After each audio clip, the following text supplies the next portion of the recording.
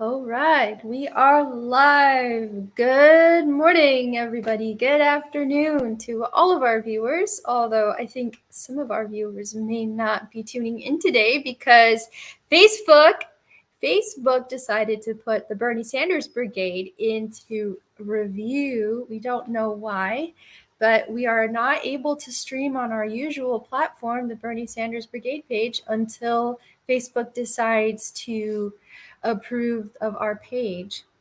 But before we get into that, why don't I introduce the show? I'm Margot Pius. I'm your co host. I'm a scientist, engineer, and occasional journalist. And this is Carlos Maruki. He's also the co host on this amazing, amazing, wonderful show. He is an absolutely magnificent grassroots organizer based in Los Angeles, California. Carlos, thank you for being here. And I have a crazy itch on my nose right now. I'm trying to try not to scratch it too much, but it's really bothering me. But Yeah. Carlos, what the heck happened? What happened to the Bernie Sanders Brigade page? Well, first of all, good morning, everybody, wherever you may be watching us from. We're just glad that we are able to be here with you today and share some information that is very important to us. But glad to be here. I'm in Hollywood. It's kind of I've been out there this morning already. I was out, having my breakfast, my coffee, and a beautiful Sunday morning here in Southern California. I know Margaret, you over in Atlanta right now. And well, how's the weather over there, by the way? It's cooled down quite a bit. It's been in the 40s and 50s. So get a little bit of an adjustment because I spent all of last winter in California. So I kind of forgot what it was like to be cold. So I am trying to readjust to this cold weather. It's been a little bit cold here in Southern California. Weather has been a little bit, crazy. But look, we're in November, so it's starting to get chill, which is good. We had a little bit of rain few days ago, last week. It was the last week that we had rain. So Yeah. we're probably gonna have some cold days coming ahead of us, and which is good. We welcome that, and we welcome some rain if possible.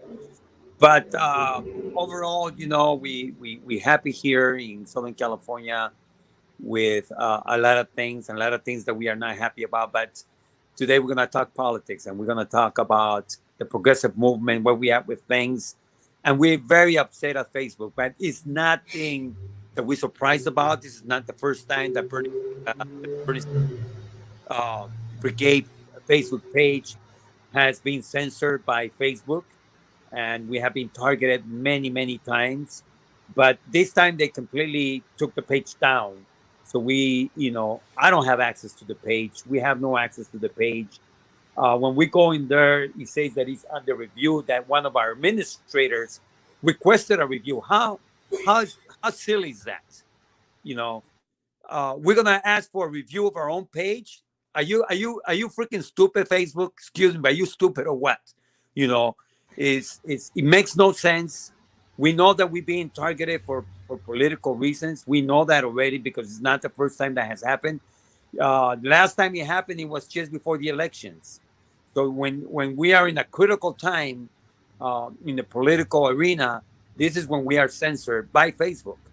So again, we're very careful of the stuff that we post. I see some really radical pages out there that don't get censored, that needs to be censored, or or they need, they need to be put on check, but they're not. We've been targeted. It's not the first time, and perhaps it's not going to be the last time. One of the other pages that we manage has 12,000 followers, and sometimes when we post things, it shows that there's only one like and no viewership. That's censorship. You cannot have 12,000 followers and have Yeah. no absolutely no viewers viewing the post. So we know that we have been targeted by Facebook many times, and this is just another one of those times, and giving no reason, no explanation as to why they have taken our page down. Yeah. And Margaret, we know that we have some haters. We know we got trolls that have a organized um, actions where they all file complaints saying, "Oh, you need to take this page down." But Facebook should have already. a system in place to be able to protect against people that file false claims against pages, because we know that that exists. So again, these are the many failures of Facebook, and we know that there are many. There is no surprise as to why they're being investigated, and all the shenanigans that have gone over the years with them, the amount of money that they have used, from the people data, et cetera, et cetera. We could go on this, but Facebook has a lot of problems, and they need to be punished, and they need to be paid penalties, and some of the penalties should go to the people that actually own pages, that who should receive the money that they are penalized with. Yeah. But that's another story. We don't want to get too much into that. Yeah, right, exactly. But I do recommend to our viewers that we do have all of our shows archived on YouTube. So that way, and we also stream simultaneously live on YouTube, and I'll share the link to that in the comments section. So if for some reason one of the Facebook pages that we stream on goes down, you can always find us on YouTube, unless YouTube also goes down. But at least you know that YouTube is owned by a different company, which is Google. So the censorship is not so blanketed in that regard. And I'll go ahead and I'll just post that link here right now. Carlos, while I type this, is there anything else that we should share with the audience while I'm typing? Because I can't talk and type something totally unrelated at the same time. Oh, yeah, regarding Facebook, look, we know that social media has positive things, but we also know it has a lot of negative things. But overall, these mega corporations, have been doing a lot of harm to the public, and they have taken advantage. They have used our information. They continue to do that. They are not controlled. They are not. They are not have any form of I'm gonna say uh, control when it comes down to monitoring them. They've done a lot of bad, against the people. So we need to be regulating Facebook. Facebook needs to be regulated. That's one of the other things that is very important, that needs to happen. And they cannot regulate themselves. They cannot clean themselves up. They always claim that, oh, we're gonna do this. We're gonna protect. We issue this kind of protections. Blah blah blah blah. There's a lot of that. At the end of the day, it's all about money with Facebook. It's all about being able to control your information, the public's information. And it is unfortunate that in this day and time, we do need social media. The only reason why so many of the issues have advanced in the way that it has advanced is because of social media. And there are many platforms that people like to use, and we have to expand our information knowledge, and that comes through the internet. So it's a constant thing that we have to be made aware of, and what are some of the challenges that we have, and what are some of the things that we need to be doing. But definitely Facebook needs to be regulated. Yeah, absolutely. And Art. Facebook, Twitter, these are all um, public utilities effectively, because these are the main ways in which we communicate with each other. And Facebook not only owns Facebook, but also owns Instagram and WhatsApp. So that's pretty much the main platforms that people use to communicate with each other. And I've said this over the years, that Facebook and Twitter should be turned into public utilities because they need to be regulated, and people freedom of speech needs to be protected on the internet. And we don't need private entities, private corporations to do regulation or moderation of our free speech. I think that we have a First Amendment that covers our free speech, and I think that needs to apply on social media platforms. So this arbitrariness, which is governed by algorithms, is the problem. Because I think that what happened is that the Bernie Sanders Brigade page probably got caught up in some algorithm that got triggered somehow.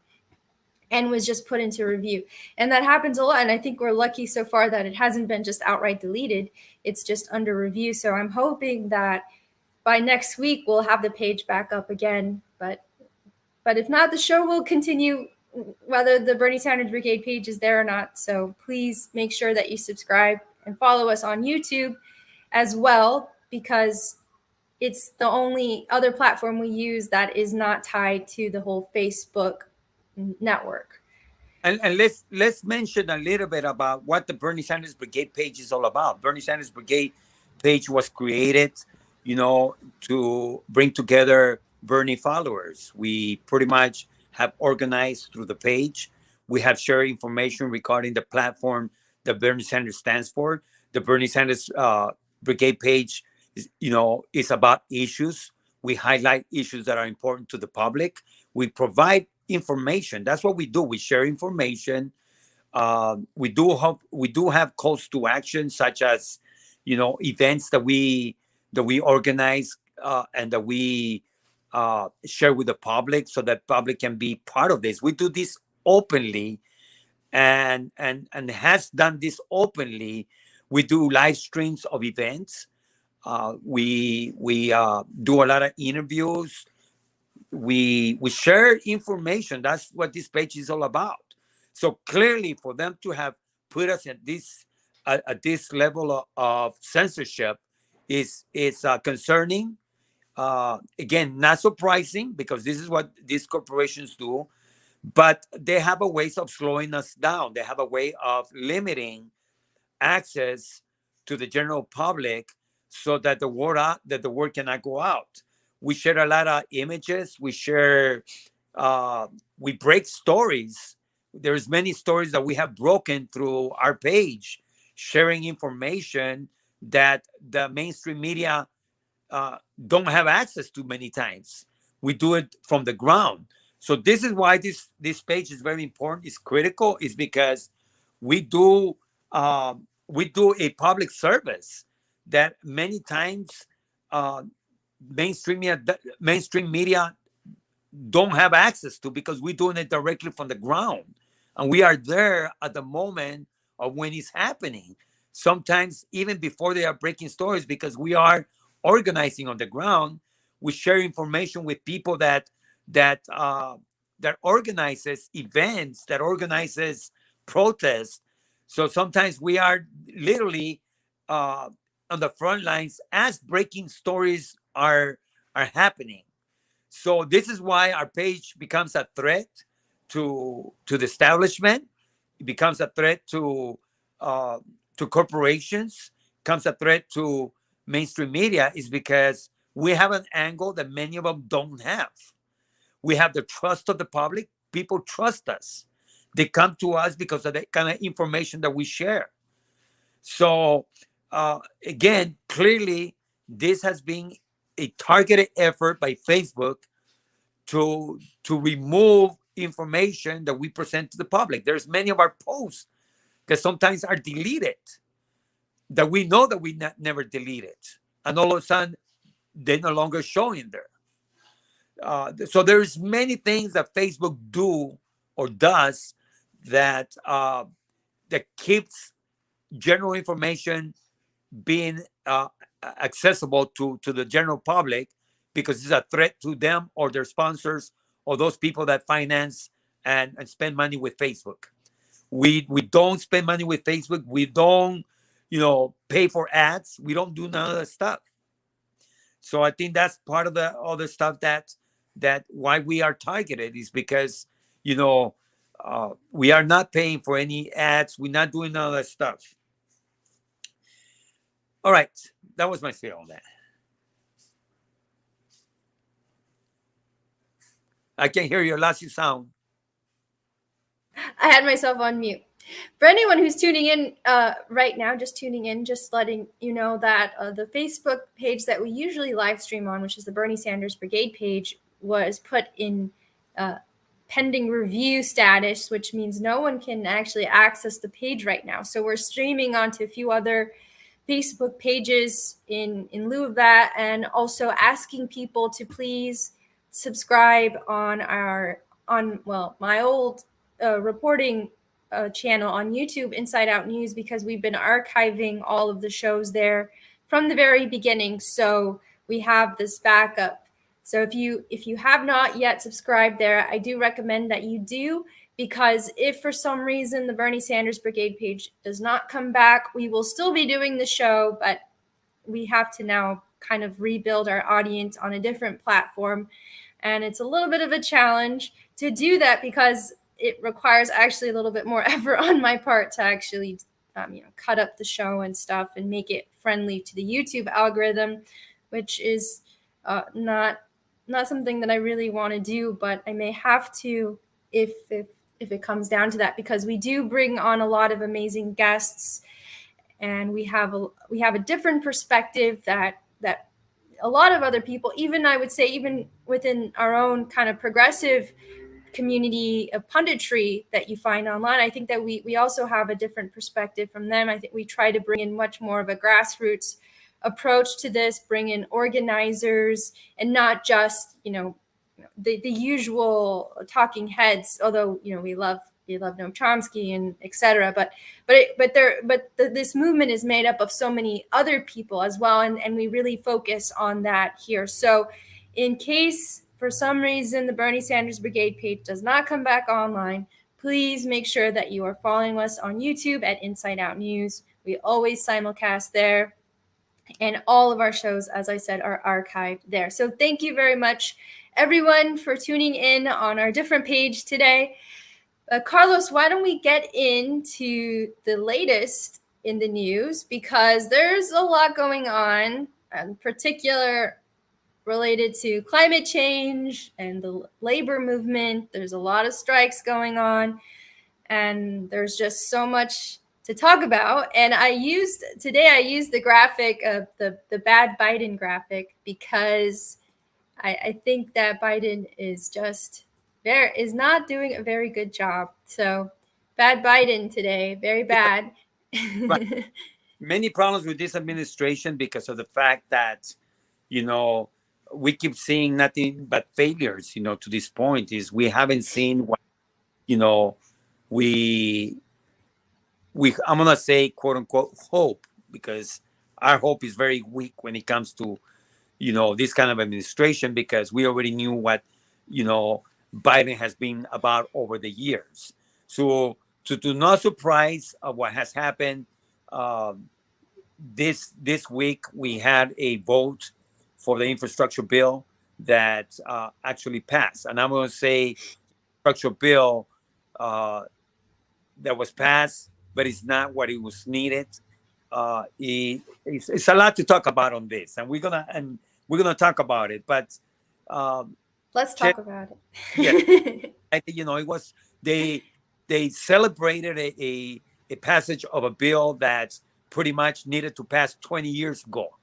20 Yes. years ago. This bill was supposed to pass 20 years ago, and this is what they're celebrating about. Is Right. it? It's again uh, more of the same. We have giving more Kool-Aid. That's what they're giving us, and pretty much, it shows to the weakness of the Democratic Party when you have one centrist that has control what people should get and what should the benefits be for the nation. These are corporate-run institutions. Democratic Party, Republican Party are run by corporations. This is run by big money, and no doubt, this bill should not be called the Biden bill. It should be called the Exxon bill, like you say, Marco. Right? This should be Yes. called the Munchin bill. You Yeah. know, this is what it reflects. It reflects, pretty much more on what they want us to have, which is nothing. It's a little bit of something. Everything is dressed up, making it look like they doing a lot for us when in fact they're not. Again, this bill should have passed 20 years ago. Right. Yeah, absolutely. This bill is what it came down to being was like a highway infrastructure type bill. It has good things in it. I'm not going to say that it doesn't, because it does. And our infrastructure, everybody knows that our infrastructure is 50 years overdue. It's been in disarray your potholes, our electric grid needs an upgrade. There are our pipes that transport water are in bad shape. Everything is falling apart here in this country because there has not been a strong investment in infrastructure. Okay, so we do have some of that happening. We have some investment going towards the electric grid. We have some investment going to towards electrifying buses. We have some stuff to improving the highways, but that is a classic infrastructure legislation, which would have been perfectly fine if we were not suffering through two crises right now, a pandemic and climate change, right? When are we going to address that? This was a legislation that should have seriously addressed climate change, but it isn't. There was in the original legislation, which was $2.6 trillion, there was stuff there for research and development and manufacturing, which would have been absolutely fantastic to finally let's put some money into our industry again because we absolutely need that. That was completely cut out.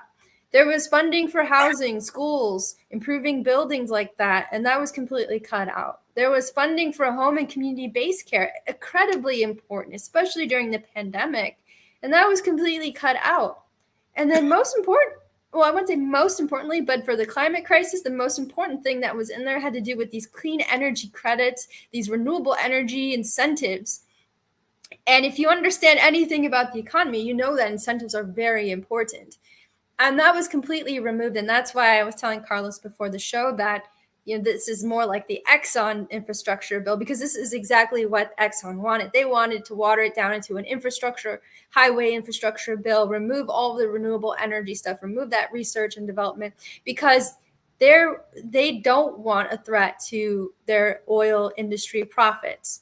So nothing for renewables in there.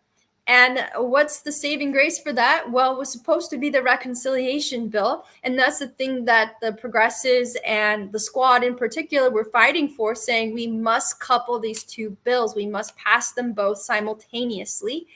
And what happened was that the so-called moderates, which we know are really right-wingers within the Democratic Party because the Republican Party are actually extremists, extreme right-wingers. So you have, these conservative right-wing members of the Democratic Party who said, wait, no, no, no. I want to see what the Congressional Budget Office says, the CBO. I want a number from them before we vote on it. And it seems that the Democratic leadership in the House caved. Nancy Pelosi caved to that, and they pushed a vote. Apparently, Biden made some phone calls to some members of the Progressive Caucus and pushed them into gave them some sort of promise that that the reconciliation bill would be voted on. But in the end, the squad stood up and they voted no. So congratulations to them for sticking to their word and voting no on this because it was not tied to the reconciliation bill. And AOC actually was on doing a live Q&A yesterday on Instagram. And she was talking a little bit about this and saying, I'm the youngest member of Congress and this is my future they're talking about. I'm, my generation that is whose future is at risk by passing this legislation in this way. And she's absolutely right. Like this is the future of the young generations in this country that is being played with, all because of this like very dumb game about who's paying for what. The other thing about this legislation that, Carlos, I think is important for people to know is how it's actually being paid for, because right-wingers, people who are opposed to this infrastructure legislation, they're just like, oh, they're just printing more money. It's just going to add more inflation. But actually what they did was they used existing money pots to pay for this legislation. They didn't increase taxes on the ultra wealthy. They didn't close any tax loopholes or anything like that. They didn't get Elon Musk, to pay his fair share, or Jeff Bezos. No, what they did, they took $210 billion in unspent COVID-19 relief funds, and that's going to go towards this $1 trillion plan, which, by the way, is $1 trillion over 5 years. So divide that by 5, okay? 210 billion in unspent COVID relief funds will go towards paying this bill. 53 billion in unemployment insurance that was supposed to go to people who lost their job during the pandemic will go towards paying this bill. So you're paying for this. Basically, when you didn't get that unemployment insurance that you were entitled to during the pandemic, which was supposed to go to help you to pay for your rent and your car bill and your kids and all of that, whatever you needed it for, well, it's going to pay for this instead, because your states, I guess, our states, some of these states decided to cut off unemployment insurance, like the state of Georgia decided to do, because they thought, you need to go back to work and take those worthless jobs that you don't want to take, right? So that's what's going to pay for this, plus some money from some petroleum reserve sales and also spectrum auctions for 5G services. So, really, like, the government is just selling things off in order to pay for this, instead of collecting taxes from the people who are at the very top, who don't pay their taxes to begin with and have really just been hoarding wealth. So that's the situation that we have here. And it was done that way because there's this ridiculous notion in Congress that, how are we going to spend that? You have to, have a balanced budget on this. And yet, it's totally all right for us to blow up our deficit for wars, which, that's a whole other story, but that's what we do. That's how we pay for our wars, is through a deficit and other people buying up our treasury bills. So that is the state with this infrastructure bill. It's going to Biden's desk. I assume he's going to sign it because obviously he wants to have something good to say when it comes to the midterms with his Build Back Better plan. Well, the thing, his ratings are terrible. His ratings have gone down so bad. So they were at risk of having his numbers plummet to numbers that may not be able to recover. This is why it was so important for them to pass something, because to them, we got to pass something is better than nothing. If we do, we don't do anything, then we're really in trouble. Well, they're already in trouble. If they think that by passing this watered down bill, they're scoring points, with the people, they're not. Because look, here's the reality when it comes down to the domestic policies that we are seeing coming from the Biden administration. We still have not addressed the housing crisis. We're still not addressing the homeless crisis. We are not. We have really a bad situation when it comes to the jobs and all this other stuff. We are seeing problems still in the with our schools and et cetera, et cetera. I mean, it's like thing after issue after issue. Things have not been addressed, and I look, and I want to give. We have been given a benefit of the doubt. It's not like all of a sudden we decided to gang up on him and start like calling them out. He's almost a year into office, almost a year, and we were, instead of an emergency, we still have not recovered from COVID. Still, this is probably going to be with us for several years, but he was given a mandate for change. And if this is the best that they could come up with, we're in trouble. We're seriously in trouble. And he has not shown leadership. We are not seeing him fighting out there for these issues, for the bill. I hardly heard him talk about the bill. It's almost like he doesn't believe in it. And see, that's the problem with establishment, is that they say that they for something, but then you never see them fighting for it. I saw Bernie Sanders out there fighting for it. I saw him fighting all the time. I didn't see any of them out there, organizing the people, doing this, doing that. I did not see them.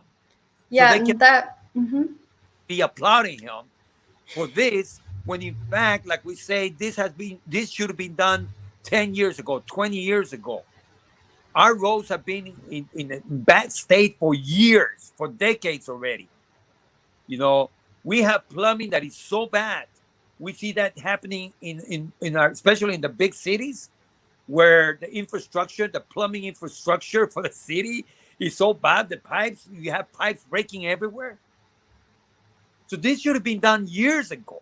And what they are proposing to give us right now, some of this stuff may take 5 years before we see anything. Right. So how can this be a huge, as they want to sell us this to?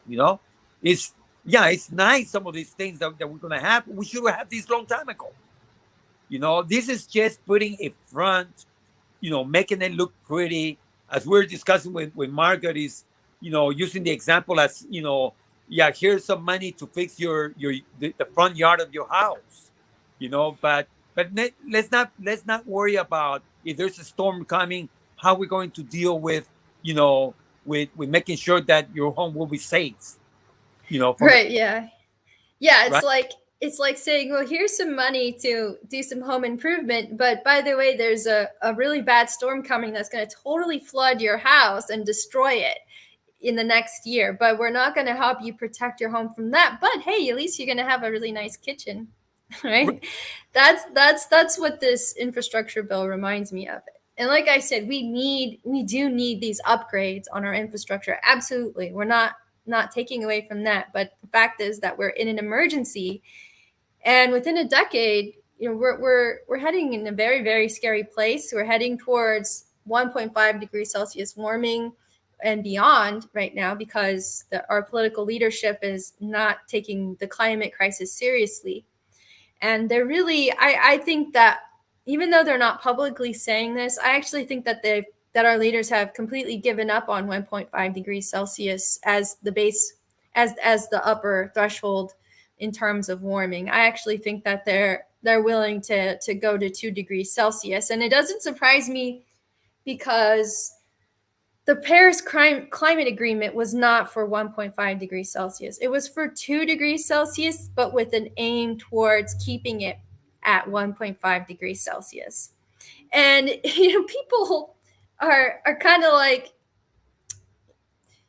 if you give them a little leg room to do something, they, like, you give somebody a deadline to turn in their homework assignment, they're going to wait to the last minute to turn in their homework assignment, right? Like, that's just how people are. Like, put it off until the last minute. If you say to somebody, oh, well, we don't want to hit 2 degrees Celsius, but let's aim for 1.5, that's giving them leg room. That's giving them plenty of room to kind of say, like, well, we can try for it, but really, like, the most important thing is that 2 degrees Celsius. And that's what I think that they're doing, because if they do that, that basically gives polluters another decade or so, or and two, to right. continue doing what they're doing.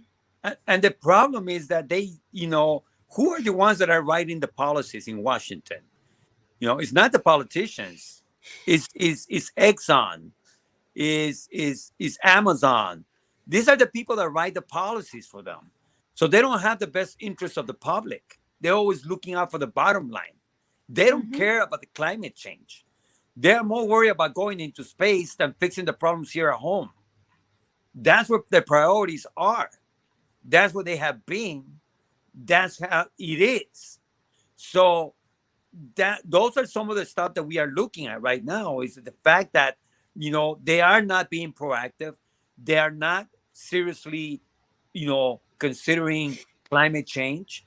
They have the talking points right, but this reminds us, Margaret, Mm-hmm. of someone that has said, and I'm gonna I don't want to say the name here, but we will in a second. But somebody this reminds us of a politician that had a public, Oh. um oh, did I say that Ooh. right? Oh. They Did Yeah, she they have have a she was it a she did she have a public and private stance? that's what they have, right? They have public stance, right? They want to tell the public one thing, but behind closed doors they have a private stance. They have private policies that they really are not pushing in front. They tell you everything they want you to hear, like, oh, we believe in Medicare for all, but guess what? This is not the time for it. We're just gonna give you just a little bit because that's all we could do right now. But when it comes to the military spending, oh, by all means, let's approve this. But no, let's give them a little more on top of that, even though that they didn't ask for that. They have no problem giving money for all that stuff. But when it comes to the real things that we care about, of course, that they don't have that, right? Right. Yes.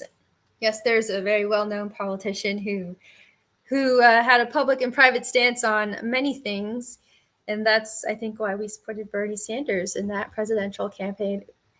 But Carlos, this administration has been a little too cozy with the oil companies. I think, in particular, ExxonMobil. We had this leak that happened with this lobbyist who basically said that their whole role was to water down this infrastructure bill, and that they played both Republicans and Democrats, including Joe Manchin. But not only that, John Kerry, who is the special envoy on climate, former senator and former presidential campaign runner, I suppose, he before he took this position, he divested from oil and energy, like oil and natural gas stocks. So he was heavily invested in this, not like a little bit, a lot. A Right. lot of money he had in that. And it kind of, I don't know, it seems a little hypocritical to put somebody who's supposed to care about the climate and be the face of our climate message, and picking the person who was only just recently heavily invested in these industries, and the only reason why was because of a public conflict of interest. This is the wrong face for what is happening right now. Like, we need people in Congress, we need people in our government who have no ties to these industries. But that's not the case. I mean, there are other parts of the Biden administration that have ties to the oil and gas industry as well, not just John Kerry. And for example, the National Climate Advisor, Gina McCarthy, has had at least 2 meetings with oil and gas industry representatives, and this is being reported in the New Public. She met with the American Petroleum Institute as well, who have, again, very close ties to Exxon. So I'm really starting to think that Biden's claims that he cares about climate change are particularly disingenuous, and actually, I'm starting to wonder if Biden is actually secretly, privately pro coal, because COP26 is happening right now, which is the United Nations big meeting. It's a meeting of all of the participants in the United Nations, and it's being held in Glasgow, Scotland right now. And there's amazing protests happening there, amazing stuff on the ground happening. There was recently an agreement. About 100 nations or so came together, and they said, we are going to phase out coal by 2030. The agreement itself is a little vague, but it's still an agreement. But there were 3 countries who decided not to sign on to this agreement: China, India, and the United States. So, here we That's have Joe Manchin, who is opposing the reconciliation bill. And we all know that he, the senator from West Virginia who loves coal, heavily invested in coal. He's a coal baron, makes millions of dollars off of that. He's the guy who is stopping the reconciliation bill on the energy side. And we have somewhat of a cozy relationship with Exxon lobbyists happening, and meetings with them and the American Petroleum Institute and the Biden administration. And I just feel like if you kind of put the pieces together, that it's starting to put a picture of an administration that is actually pro-coal. Despite the fact that, the energy prices are dropping and coal is unsustainable on the market. well, it speaks a lot of Biden, of the Biden administration, when you are saying that you're really concerned about climate change, but you allowed Line 3 to proceed. That's one of the examples that we have. Yeah. We know that, you know, water is right now is a commodity that is in danger as well. You know, we have issues with water.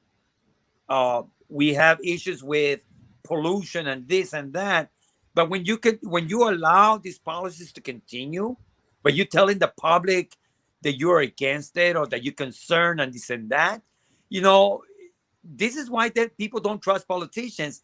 And here's the warning to the Democratic Party: you continue like this, comes comes 2022 elections, you're gonna be begging for people to go out and vote. And who are you gonna use an excuse now? Trump again? Oh, we don't want Trump, or we don't want Republic. Look what you are doing. You're setting the tone. People are not trusting you. People are getting off the train because they're seeing right through you, Democratic Party. You gotta get it together. Yep. I do for the people, and that means you're gonna fight for the issues that we care about, or you're gonna give us more of the same. And that is the reason why Trump ended up in office, is because again, people saw that you said a lot and deliver very little. And again, I get criticized because I'm criticizing the Democratic Party, but they deserve to be criticized because you do a lot of talking and deliver very little. You know, Either you're going to be for education and for the young people and for their future, which means that you got to take climate change serious and do something about it, not 2050. We got to do something now. Either you for the young people and you're going to do something about their education and the student debt, not in 2050, but now. Either you're going to do something about, you know, all about the jobs that pretty much are not sustainable for the people because, people are sick and tired of having to work two or three jobs and they still cannot afford an apartment. Either you're going to take that serious now, not in 2050. So again, there's issue after issue that the Democratic Party has been talking about, and people are sick and tired, fed up of them doing a lot of this and delivering very little. And their problem, and I gotta say this, their problem is not Donald Trump. Their problem is not the Republican Party. Their problem is themselves. Yeah. Is themselves. Is because the Democrats have been sold out to big money. Who are the ones that are stopping Biden agenda or so-called agenda? I'm going to put it like that. The Biden agenda to move forward is their own party. Is their own party. So you have no one else to blame by yourselves. Those centrists, those conservative Democrats. These are names only. They use names only. It doesn't matter what your talking points are. People see right through you. We see right through you. And more people are seeing this, and they are very, very discouraged. We need solid leaders, people that are willing to put their office in front, their office on the line so that they can put the people's agenda first. But they are so worried to be elected the next time come around that they are willing to play the game. Either you're going to do it and you're going to do it all the way, or people are going to see right through you and they will have no respect for you. Why is it that progressives, or some of the progressives, and some of the people are so outspoken against Biden? Oh my God, why are you doing that against your own party? It's because we see right through you and we're going to call it how it is. Because again, Democratic Party continue to sell us, an agenda that doesn't exist. It doesn't Yeah. exist. And Carlos, I want to show this because it's a little bit funny. So this was the mailer that went out in Virginia in the recent race. And if you look closely, hang on, let me remove that there. Down here, This was paid for by the Democratic Party of Virginia. This is actually real. I didn't believe it at first, but Yahoo News actually covered this. This was an incredibly pro-Trump endorsing mailer, and somehow that was supposed to scare voters away from Glenn Youngkin. And what happened? He won. And the Democrats thought this was the way to win an election. They're completely out of reality. They think that the problem was Donald Trump and not them, not that the economy is not working for the majority of people, that climate change is an issue, that our infrastructure has been failing, that the income inequality has been increasing since the 1980s, when all that deregulation came about due to neoliberalism, the coming off of the gold standard at that time as well, which led us into a whole new type of imperialism, which economist Michael Hudson called a monetary imperialism, or more popularly, his book is titled Super Imperialism. So, this is such a disconnected party from the actual people in this country who need help. And it is no surprise that they turn to somebody like Donald Trump, who promised them something, at least promised to be on their side, right? They don't, they working class people, disenfranchised people who used to have good jobs and don't have good jobs anymore, people who are losing their homes.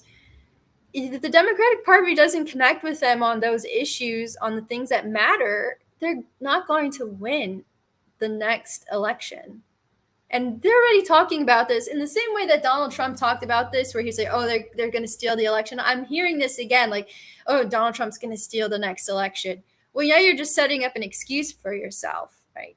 The Democratic Party is lost, is completely lost, completely disconnected from everything that the American people need right now. And it's very scary because we have so much on the line. So much, so much, so much. And they're fighting for, for the most ridiculous things, and sending out these ridiculous mailers that are just incredibly out of touch. I don't know, Well, Carlos. well, yeah. Look at, we keep saying it over and over. You know, Democrats should be inspiring people. People should be an awe by right now as to the amount of support and help that they should be giving to the people. But what are we doing? We have an infight inside within the party. You know, how much less we can give the public instead of how much we can actually do for them. You know, it's like we saw what the pandemic has done. We saw what happens when people lose their jobs. There goes their health care. We have millions of people with no health care. Why are they still fighting for that? You know, they still fighting for keeping people without health insurance. Why are they doing that? The entire Democratic Party should be behind it and say we're gonna give, people health care. Show leadership. Show them that you stand for something. You know, it's one day they stand for this, the next day they don't. It's like, come on, get real. You're gonna wipe away student debt, or you're only gonna do a little bit. Oh, we're gonna make sure that people, we're gonna deduct a little bit, 50,000 or whatever. Carlos, did you know that the debt collector, I think it was the debt collector, they did an FOIA, a FOIA request on a letter from the Department of Education, and that this letter has been sitting there for months, like since April or something like that. And the Biden administration said, "Oh yeah, we're looking into canceling student debt. We sent a message, a memo to the Department of Education, and we're waiting for them to get back to us on it." Well, they've been sitting on the get back to us, and the letter that they got a copy of is completely pinked out, like there's like a pink box over the text, so no idea what it actually says. But the Biden administration already knows the answer, and people are speculating that the answer is like, of course you can wipe it out, right? but Biden won't do it. So this is just another one of those things where it's like what people need is a debt jubilee. People need their debt to be wiped out because these debts were predatory to begin with. And And this the Biden administration doesn't seem to care. right, and this is what's going to happen again with the second part of the bill of this bill is that they saying, well, we need to look at more data. You know what I mean? How much more data you need to look at when people are suffering out there? How much more data you need to see for crying out loud? And that's what I'm saying. When you have a party that is so divided that I would say three-quarters of the party don't really want change, we got problems. They can tell us all they want to. They can tell us how much they care. They can try to butter us with all that, but we don't see it. It's not coming. Help is not coming. It would have came already. Again, they have the House, they have the Senate, at least on paper, right? And they have a president, all Democratic, supposedly. But yet you cannot pass your own agenda. You don't have crap. You really don't have anything. Nope, nope, nope. You And yeah, and to throw out another analogy, and this is sort of tying it into the climate crisis again, is this idea that your house is on fire and we should be acting like it is. So the house is on fire. This infrastructure bill is a little bucket, maybe a 5-gallon bucket of water. And like, well, it's better than nothing, right? We gave you a bucket of water to try to put out the fire that your house is burning under, right? But it's not. It's not going to save us. It's yeah. it puts out a couple of flames, but there's much bigger flames on the horizon that are engulfing your house. So that's the problem with what's going on, Carlos. And I don't know. I don't know what to do about it, because other than we keep doing what we're doing, focus on grassroots and focus on organizing, because the way things are going with our leadership, it's not very promising, and we really need to make big moves in the right direction. And now is the time. Decade ago was the time, 20, 30 years ago was the time, and we're really running out Right. of time. Right. Well, look, we got to keep fighting. We got to keep doing what we do. Is that we gotta understand that unless we take over uh, a lot of these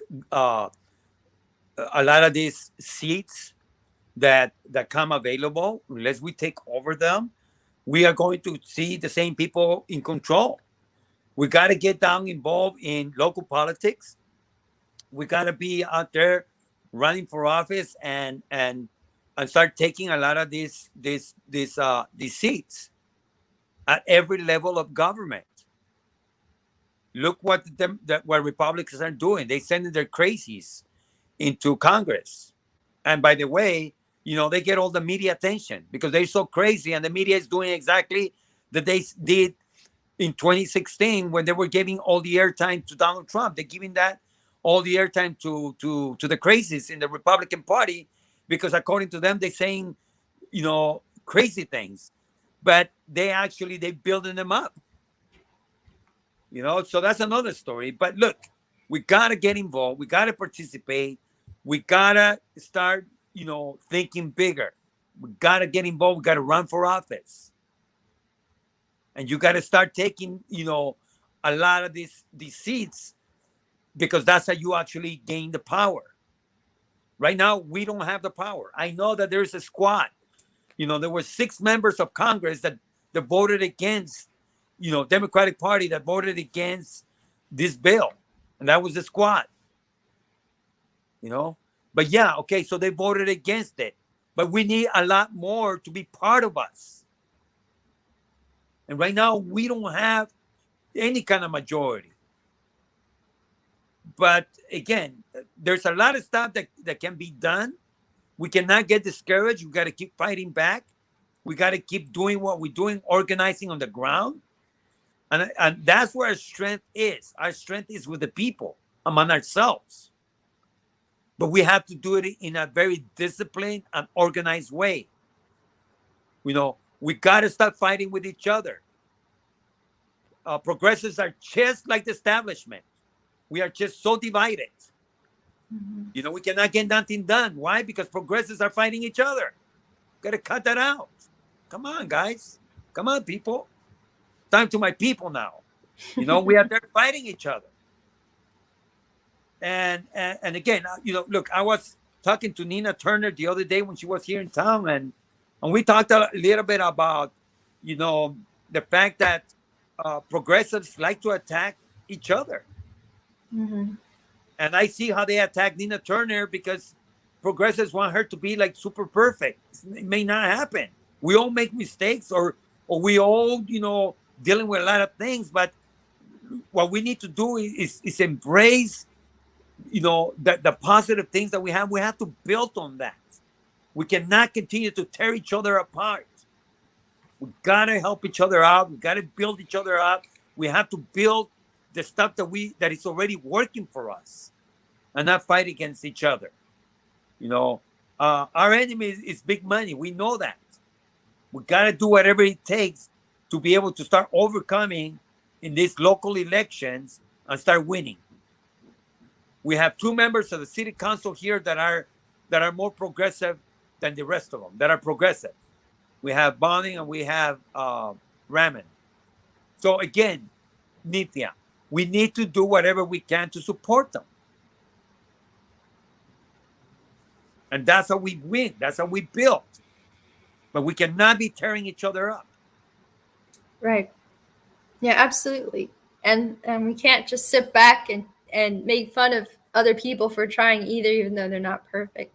I see that a lot, especially on social media. And it's like, oh, great, pat yourself on the back. You were cynical today, and you made people laugh. But at the end of the day, you did absolutely nothing. You did nothing but got a viral tweet on Twitter that everybody will forget about within 24 hours. And so it's just, we have to focus on what is in front of us, what matters, and what that is, what matters, what's in front of us. That's climate change, that's healthcare, that's labor, housing, education, the unhoused. Like, these are all universal things that I think everybody, progressives and people on the left, should be able to get behind and fight against the people who are unwilling to take action to make these things happen. And that's what we have to focus on, not so much just making fun of each other because we did a faux pas, or we didn't, some politician didn't have your favorite, ultimately, like, most favorite leftist stance, right? Like, in the end, the thing about being on the left and having all of this like leftist critical theory is that it's all theory. It's not theory in the same sense that science is theory, because scientific theory you can actually test and in a laboratory setting, and you can run many experiments in a short amount of time. The theory that we have on the left is not fully tested. And there's a lot of different theories. And that's why, we don't always agree, because we don't really know yet what the right one is, because the time that it takes to test these things are over lifetimes. And we really haven't gotten to that point where we can actually put a lot of those things in practice, because we're constantly fighting, very rich people who just want to take everybody's money and hoard it for themselves. So, I mean, that's very simplified explanation there, but basically, I think that's where a lot of our fighting comes from, is that we have a lot of theories, but we don't have a really good way of testing them. So I think we should focus on the things that universally we know we want and that we can fight for. And those are the things that I think the left and progressives need to unite behind. I think we're out of time, Margaret. Yeah. And again, for those of you that came in a little bit late, or you're watching this at a later time, our Bernie Sanders Brigade page has been suspended by Facebook. We don't know how long the suspension is. It's under review. That's what they're calling it. It's under review. And according to them, we requested the review, which makes no sense. We're going to ask our page to be put in suspension. Makes no sense at all. But according to them, that's what they put in there. It's not the first time that has happened. And again, these are the questionable practices by Facebook on that platform and how they do things. There are very aggressive Facebook pages that should be looking at, that they should be looking at, and they don't. We post very open and very I'm gonna say targeted, sometimes targeted posts that has to do with politics and issues. No secret to what we stand for. We have always been preaching the same thing, but yet, we are constantly being harassed and blocked by Facebook. We are targeted by Facebook. But it is to no surprise because speak against big money, such as Facebook, and we speak for regulation. And this is the stuff that we are calling is that Facebook needs to be regulated, needs to be broken down. It needs to be turned into a public utility. They don't like that. So, but we're going to continue to say this whether we have a page or not. We're going to continue to do this. And we're going to look for legal remedies as well when they become available. So we're documenting these things. And we need to understand that we have a responsibility to the public to speak the truth. And that's what we do. And we do it in a non-violent way. We don't threat anybody. We do it in a very responsible way where we speak truth to power. Yep. That's what we can do. Margaret, I will be traveling to New York. So Oh, I'm so jealous. I wish I could go. New York. And that's with my job, with my new job that I have with AIDS Healthcare Foundation. As many of I was given the opportunity to be their new national director for food and health programs. So very excited to take this my first official trip with that position. So there's many exciting things that are going to be happening, but food Mhm. insecurity is something that is affecting millions of people. And we're going to be doing a show on food insecurity pretty soon. Oh, We're going to be great. addressing, what that involves because everything is tied up.